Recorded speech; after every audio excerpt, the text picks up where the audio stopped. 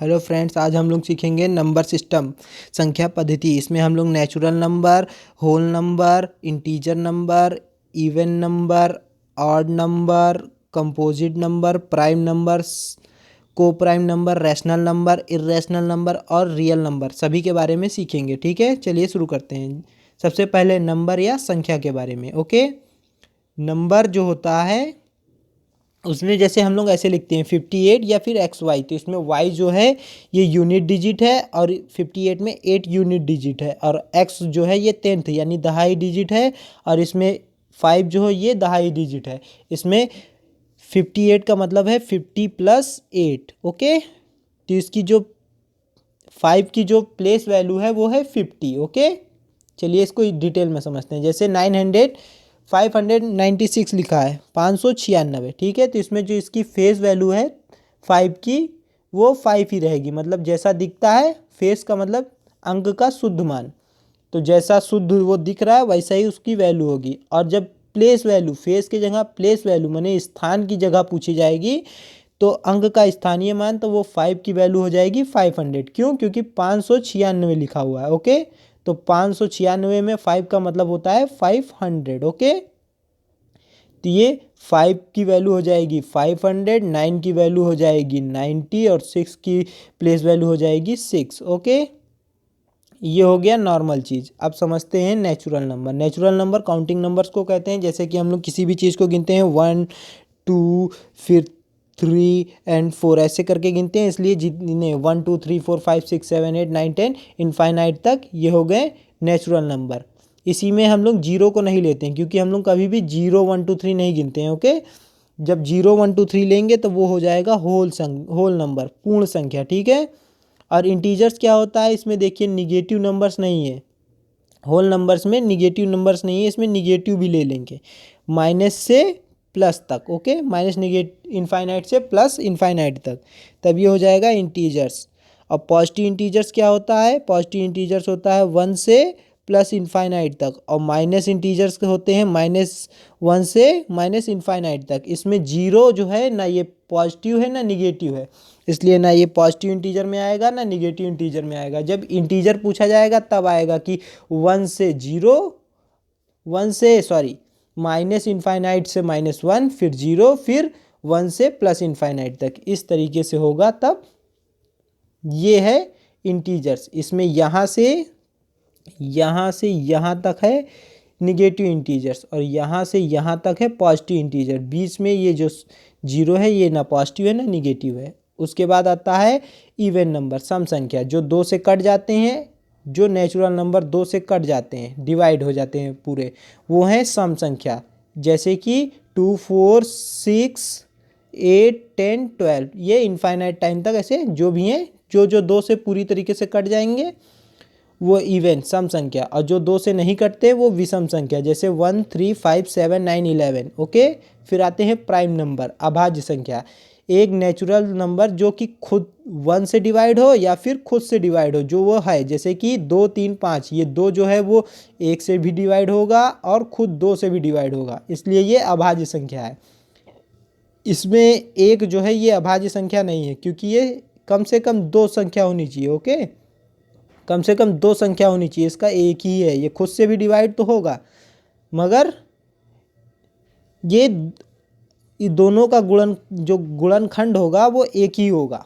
कम से कम 2 गुणनखंड होने चाहिए। ओके, जैसे 2 का एक 1 है और एक 2 है, एक 3 है और 3 का 1 है। ओके, तो जो प्राइम नंबर्स होते हैं वो 1 से भी डिवाइड होते हैं और खुद अपने इटसेल्फ से, ये खुद से भी डिवाइड होते हैं। तो प्राइम नंबर टोटल 2 5 2 3 5 7 11। ठीक है, 9 नहीं होता है, 9 जो है 3 से डिवाइड हो जाता है, इसलिए ये नहीं होगा। तो इसमें कई बार पेपर में पूछा जाता है कि 1 से 25 तक कितने प्राइम नंबर होते हैं, 25 से 50 तक कितने होते हैं, या 1 से 100 तक कितने होते हैं। तो 1 से 25 तक 9 होते हैं, 25 से 50 तक 6 होते हैं, 50 से 100 तक 10 होते हैं, और टोटल 1 से 100 तक 25 प्राइम नंबर्स होते हैं टोटल।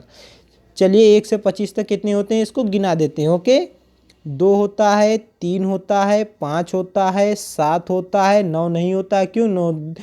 9 3 से डिवाइड हो जाएगा, 11 होता है, फिर उसके बाद 13 होता है, फिर 15 होता है, 17 होता है, 19 होता है और 23 होता है। 21 भी नहीं होता है, ठीक है, 23 होता है। ये सारे प्राइम नंबर्स हैं। ओके, अब हम लोग समझते हैं कंपोजिट नंबर, यानी कि को प्राइम नंबर पहले समझ लेते हैं। ओके, को प्राइम नंबर मतलब कि इनका जो हाईएस्ट कॉमन फैक्टर जो होता है वो 1 होना चाहिए। ओके, ये 1 के अलावा और किसी इनका जो कॉमन हाईएस्ट कॉमन फैक्टर है वो 1 होगा।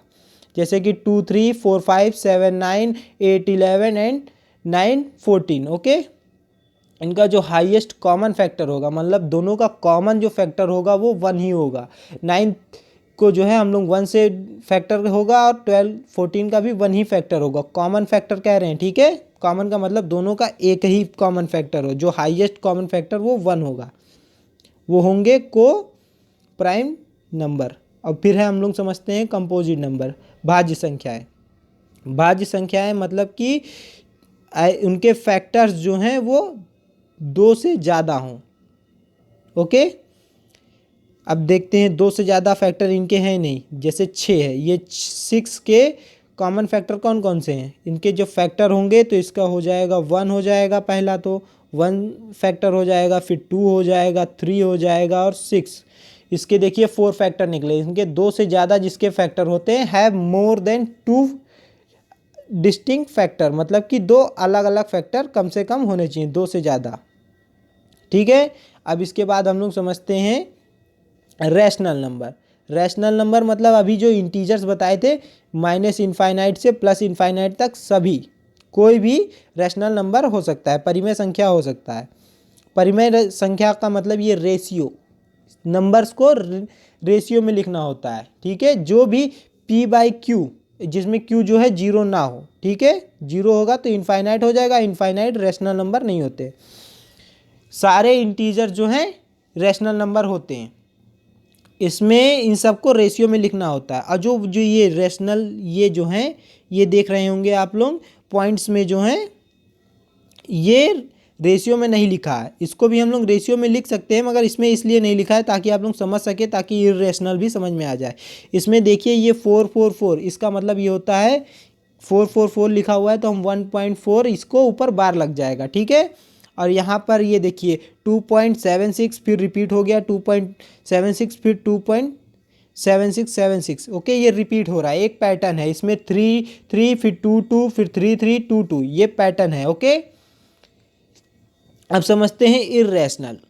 इर्रेशनल में एक्सेप्ट रैशनल नंबर, ठीक है। एक्सेप्ट रैशनल नंबर मतलब यहाँ पे जितने हैं इनको छोड़कर, इसमें सारे इंटीजर्स आ जाते हैं। एक्सेप्ट रैशनल नंबर मतलब जिसको भी p/q में नहीं लिख सकते, व्यक्त नहीं कर सकते, वो सभी आएंगे इसमें। ओके, पूरी तरीके से पॉइंट्स में ना हो, इनको हम लोग पॉइंट्स हटाकर लिख सकते हैं, ठीक है। ये जो है ये पॉइंट्स हटाकर लिख जाएंगे, मगर ये वाले नहीं लिखे जा सकते, क्योंकि इनको भाग करते रहिए, ये √2 √3 √5 और पाई, इनको डिवाइड करते रहिए, ये ऐसे एंड सो ऑन चलता रहेगा, ये कभी ख़त्म ही नहीं होगा। और कोई पैटर्न भी यूज़ नहीं करते, ठीक है, ना कि ये टर्मिनेट भी नहीं होते हैं और कोई पैटर्न भी ये यूज़ नहीं होते, और ऐसे ये चलते रहते हैं, डिवाइड करते रहिए, नंबर्स आते रहेंगे। तो ये इर्रेशनल नंबर्स हैं। ओके, उसके बाद आता है रियल नंबर। रियल नंबर में रैशनल नंबर और इर्रेशनल नंबर दोनों को मिला दीजिए तो रियल नंबर बनता है। वीडियो अच्छी लगी हो तो प्लीज़ लाइक शेयर सब्सक्राइब जरूर करें।